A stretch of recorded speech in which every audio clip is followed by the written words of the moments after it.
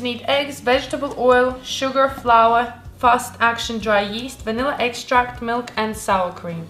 In a bowl, add 1 egg with pinch of salt. Whisk it until it's nice and fluffy. Add your warm milk with some oil. Add sugar. Mix it again. Add your sifted flour and yeast. Give it all a good mix until it forms nice dough. Add a bit of oil back into your bowl and then add your dough inside and cover it with some towel and leave it to rest for half an hour. Take your dough, add some flour and roll it out. I'm going to be using a 26-inch pan. I've sprayed it with some cooking spray and lined it with some parchment paper. We're going to add our dough inside. To make the filling, add 4 eggs into your bowl. Add sugar and vanilla extract and mix this until it doubles in volume.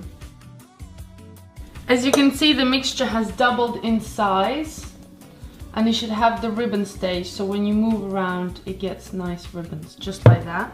Gently fold in your sour cream and pour the mixture into your dish.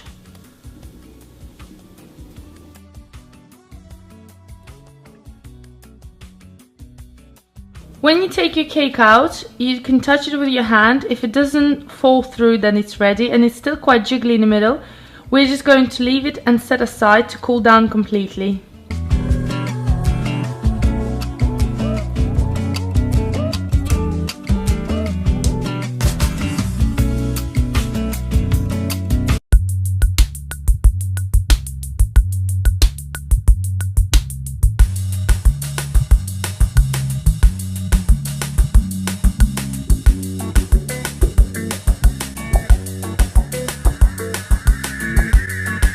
Take the cup of your cold water and add your vodka in there. Add vinegar. Different bowl, add your eggs. Add a pinch of salt.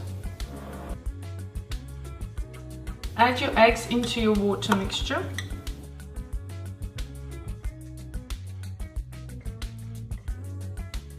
Cut your butter into cubes.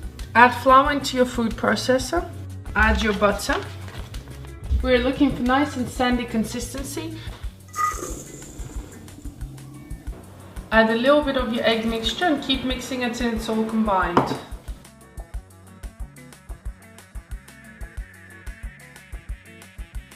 Place your dough onto your cling film and we're going to wrap that and leave that in the fridge for about an hour and a half.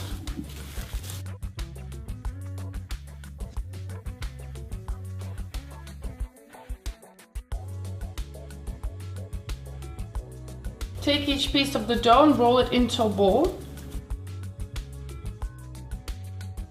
So I'm going to use the back of my baking dish. I'm going to add some flour on top and we're going to roll out our dough on here straight away because it's very thin and we can't really transfer it. So just place your dough and slowly roll it out. Use a plate or anything that's a circular shape to make sure your cake is exactly the same. So just press on top. Then go around the circle with your knife. And we are going to keep all the sides, so just push them away and we're going to cook them together. Then we need to prick our pastry so it doesn't puff up. The more pricks you do, the better it will be for the pastry.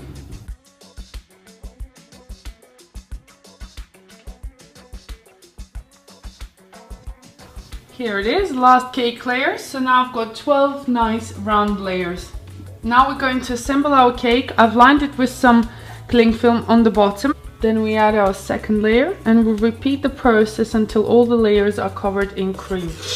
I'm adding my last layer on top. The next thing we're going to do is cover it with a lid. So take any pan lid that you have in the house and just press down on the cake. And I'm going to wrap it again in cling film and place it into the fridge. Okay, I just got my cake out. I'm just gonna unwrap that.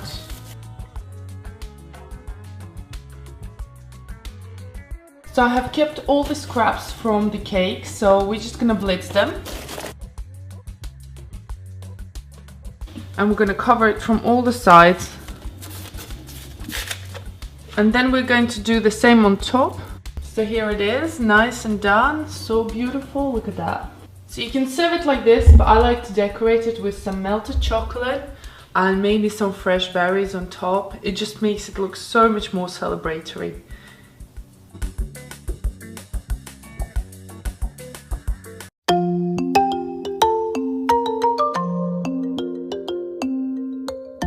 All the ingredients will be listed down below in my description box, but to go over them we're going to need some milk, sugar, flour, cocoa powder, oil, double cream, condensed milk, raspberry jam, butter, cream cheese, fresh raspberries, sugar and eggs.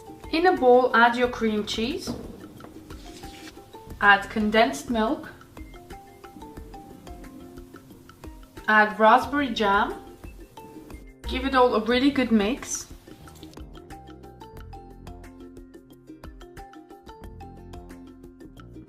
In a different bowl add your double cream or whipped cream. We're going to whisk it for a couple of minutes until it's nice and fluffy, but make sure you don't over whisk it. Add your cream into your raspberry mixture. Add fresh raspberries. Give it all a really good mix.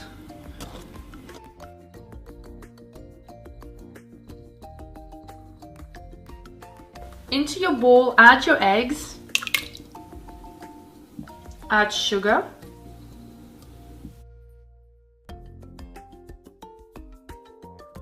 add milk,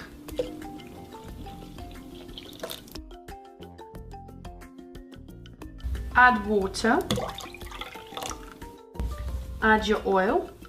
Lastly, add your flour and cocoa powder right into your bowl, and I'm sifting it through.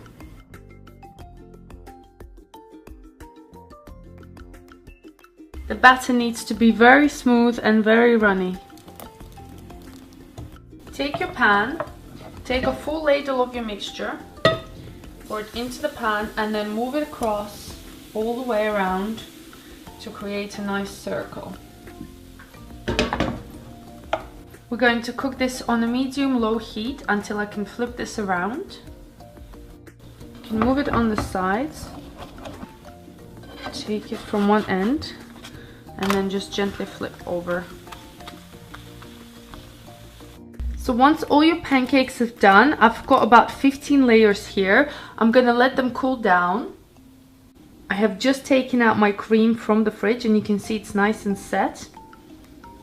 I found that the best way to assemble this cake is by using a cake tin. So we're going to place each pancake inside, then add a generous amount of cream. And you want to spread that around.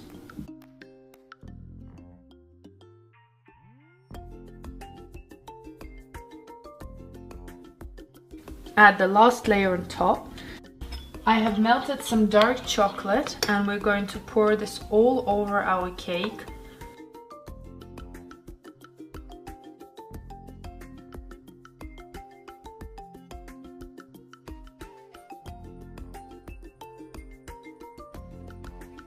Our cake goes into the fridge overnight. So run a knife around the cake.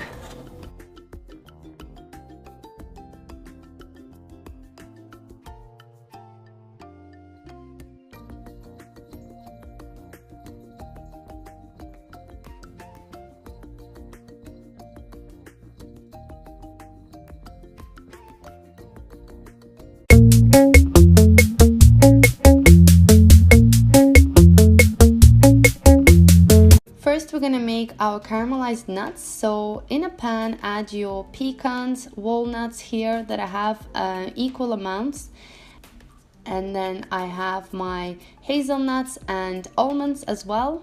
You can use different nuts that you like. We're going to roast these for a few minutes, and then when they sort of get nice kind of hot temperature, we're going to add the sugar and we're just going to spread it around. We're not going to mix it too much. We're going to leave it for it to completely melt. You can move the pan around when you start to see the sugar is caramelizing from one side, and then just keep going around until all the sugar is melted and it completely changes the color to sort of like amber golden. Once your nuts are all done, they're going to be nice and sticky and look just like that. I have prepared a baking tray with baking paper and I'm adding my caramelized nuts inside. So make sure you scrub down all the sugar from the pan as well and cover the nuts. Leave them to set completely, and once they hardened, you're going to use a sharp knife. So they should become nice and hard like candy. You want to then use a knife and break it into nice small pieces. At this stage, I'm adding these into a food processor because you can't break them by hand. You want to blitz this together until you get nice, beautiful sort of sugar nut paste or powder, just like this.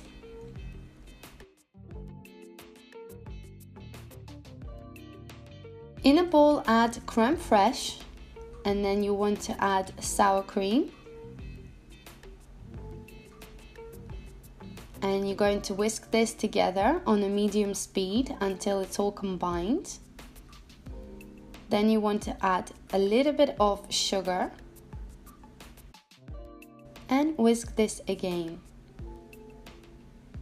In a separate bowl, add sugar and cream and whisk until you get nice soft peaks, but make sure you don't over whisk the mixture.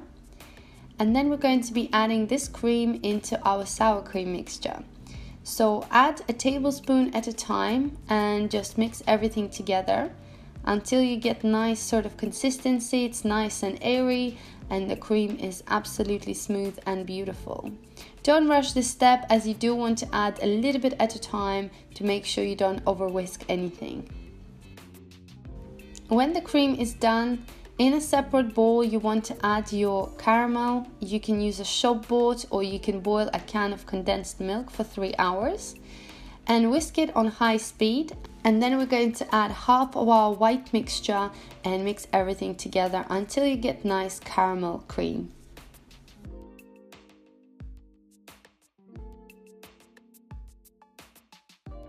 Now we're going to make our honey dough. In a large pan, add your unsalted butter and melt it until it's quite liquid. Then add sugar and mix everything together until it is incorporated. I'm using very low heat to make sure everything is mixed through and the butter and sugar mixture is not too hot. Then we're going to add baking soda, mix that in, and then we're going to add our eggs. And you want to whisk at this stage really quickly and lower the heat completely. Just keep whisking and whisking. You will start to see the mixture is bubbling. Then add your honey and then start to whisk again. This whole process will take 5 to 8 minutes. You need to stay by the pan and just keep whisking to make sure the mixture doesn't burn. You will see that the color starts to change and it's going to become quite golden and nice, just like that. So on a very low heat, just keep whisking your mixture up and down.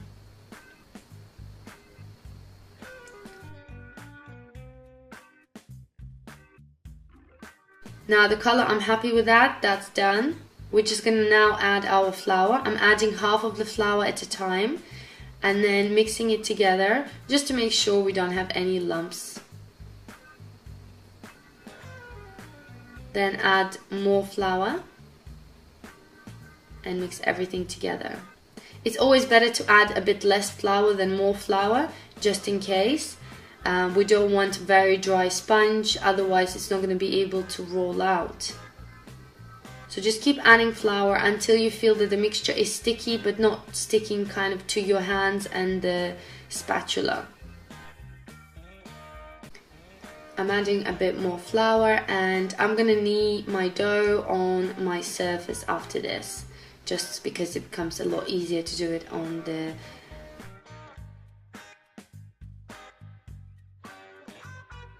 So add more flour onto your surface. The dough is still very sticky. Transfer your dough. It's very hot, so be very careful. Make sure you add more flour on top and all over your hands. And just knead the dough a little bit to make sure it's nice and smooth and all kind of coming together.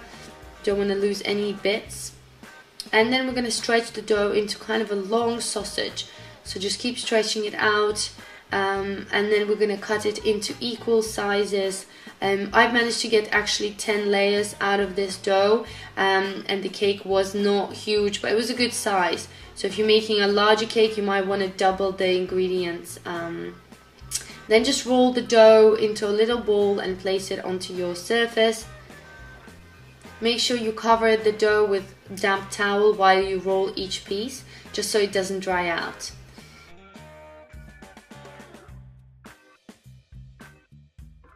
Now for the baking stage, just add flour on some parchment paper and just gently roll out your piece of dough. It's very, very thin, so you have to go very slow, and you just need to make sure you get all the edges. Just keep rolling it to a desired shape of your cake. So it depends what shape you want to do. You can do squares, you can do rounds. So I'm just rolling it all out, and then I'm going to measure with my cake tin. Then gently cut around the circle. And if you're missing any pieces, just kind of put them back on there and roll it over, and you're going to get a nice circle. Like I said, the dough is very, very thin, so it's okay if it's not too perfect. And we're going to keep all the scraps as well. So we're going to bake this for about 2 to 3 minutes at 200 degrees Celsius or 400 Fahrenheit. That just depends on your oven how long. When it's done, you can just leave them to cool down for a couple of minutes, and then just flip it over and take off the parchment paper really slowly.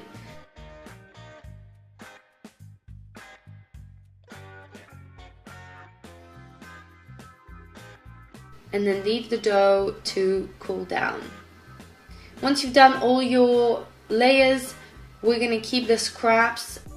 While our layers are cooling down, we're going to chop our fruits. So cut your banana in half and then chop it up into small pieces. You do want to make them relatively small because you're going to have each bite. We're going to do the same with our strawberries and our kiwis. Now we're ready to assemble our cake. We've got our bananas, strawberries and kiwis and our nut powder. Now my beautiful layers are done. Look at these, so nice and ready to go. Now it's time to assemble the cake. Add your cream on top of your decorative plate. Add the first layer of your honey sponge, and then we're going to add about 2 tablespoons of our white cream mixture. Mix everything around and go around the sides and the middle, make sure it's nice and even. Then we're going to add our second layer and do the same thing. We're going to add the cream, the white one, and then we're going to add the kiwis. So make sure they spread around and evenly around the whole sort of diameter. And next we're going to take our honey sponge, add cream on the side and use about 1 tablespoon. And you want to make sure it's nice and even. Flip that around and put it on top. This will also make sure that the cake is very nice and moist and has enough cream everywhere. Then take your caramel mousse, caramel cream, and spread it around as well. And you want to add the nuts that we have done earlier. So be as generous as you can because we've got a lot of them and you do want to have that crunch. And then you're going to do the same thing, layer the sides and then put it on top. So technically we're putting cream on both sides of your cake. Next we're taking the white cream, adding chopped bananas and also our chopped strawberries. We're going to use all of them here, so spread them evenly. And then do the same thing. We're going to add the caramel cream. So you can vary the caramel and white cream depending on how you like it. This is how I do it, but feel free to divide it into any sort of flavors that you like. And just kind of repeat the process with the kiwis. You're going to go around and make sure you've got it all layered down. And then we're going to add more strawberries on top and cover it with another layer of our honey dough. Lastly, you're going to add more cream, and at this stage we're going to add our caramelized nuts and put our final layer on top. So you want to then go around the entire cake, make sure it's nice and covered and sort of come coated around. Make sure all the layers are sealed and have enough cream everywhere. when that's done, we're going to use our nuts to decorate on top and on the sides. You should have enough praline or nut mixture to go around the cake. So feel free to decorate it how you like it, with strawberries, kiwis. You can also add other fresh fruit if you want. I don't recommend adding bananas as they do go grey. And once everything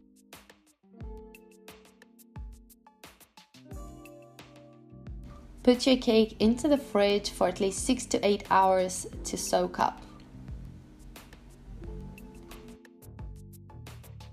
The next day the cake is absolutely beautiful. It keeps the shape, the layers have soaked up all the cream. It's so soft and absolutely moist.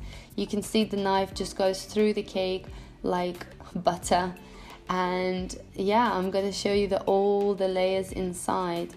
Just look at that, guys. You've got your kiwi, you've got the strawberry, you've got banana, you've got the cream, you've got the nuts. I can't believe the combination is so good. It really reminds me of my childhood cake that I used to have, and all the flavors are absolutely amazing. I hope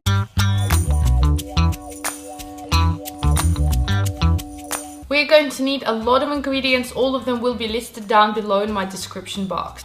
Add cream cheese into your bowl. Add condensed milk, add vanilla extract and sour cream. Add icing sugar, add melted chocolate,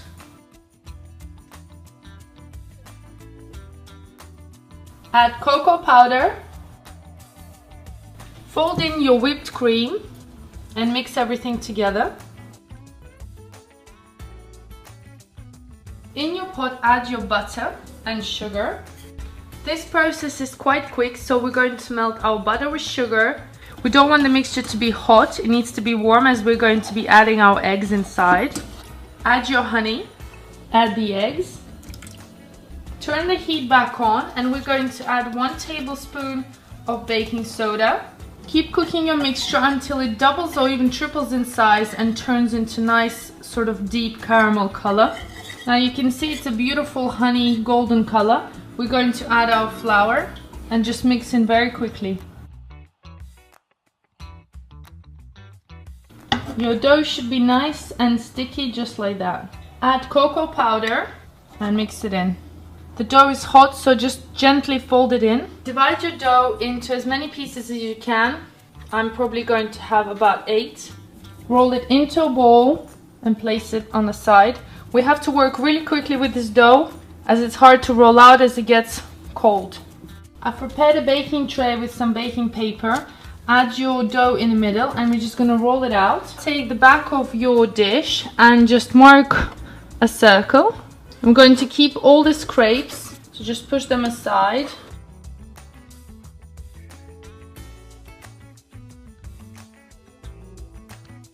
Let the cakes cool down completely and keep all the scraps. So once your layers have cooled down, we're going to place them onto your presentation dish and spread the cream around, and be quite generous with the cream because that's going to soften the cake.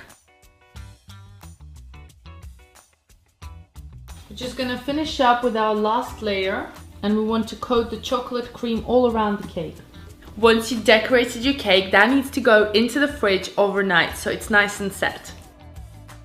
Add your leftover biscuit into your food processor. I have melted some chocolate with a bit of butter and double cream. Pour your chocolate on top of your cake. Don't worry if it falls down on sides because we're going to cover it with our cookie crumbs from the cake. Go around with your chocolate on the sides. And there's no easy way to do this, you just have to take it into your hand and then press against the cake. Top your cake up with some fresh raspberries. Place the cake back in the fridge so the ganache sets on top.